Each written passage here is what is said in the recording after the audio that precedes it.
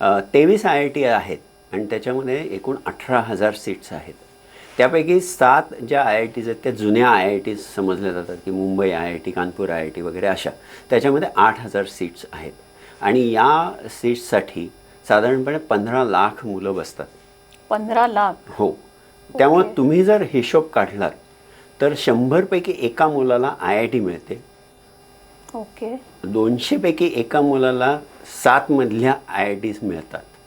त्यामुळे तुम्ही हा विचार केला पाहिजे की ही जी प्रोबॅबिलिटी ही खूप खूप कमी आहे. बिट्सचा जर विचार केला, Birla institute of technology and science, हे त्याच्या खालोखाल समजलं जातं. त्याच्यामध्ये साधारण त्याच्या दुप्पट शक्यता असते तुम्हाला मिळण्याची. म्हणजे 100 पैकी साधारण 2 किंवा 4 अशी तुम्हाला शक्यता असते.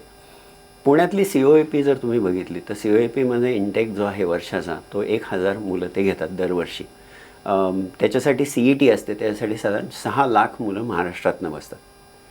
सगळे महाराष्ट्रातली मुलं काही COAPला जायचं त्यांना नसतं, कारण एखादा मुलगा अमरावतीचा असेल किंवा कराडचा असेल तर तो म्हणतो माझ्याजवळ जे गव्हर्मेंट कॉलेज आहे तिथे मी जाईन. तर त्याचा जर विचार केला तर साधारणपणे 100 पैकी 3 मुलांना फक्त COAP मिळतं. BJ मेडिकल घेतलं तुम्ही तर फक्त 250 सीट्स आहेत. आणि या सगळ्या स्टॅटिस्टिक्समध्ये एक मला अधोरेखित करायला आवडेल की हे जे सगळे आकडे मी सांगितले 18,000, 8,000, 1,000, 250, हे सगळे आकडे कास्ट बेस रिझर्वेशन धरून आहेत. ओके.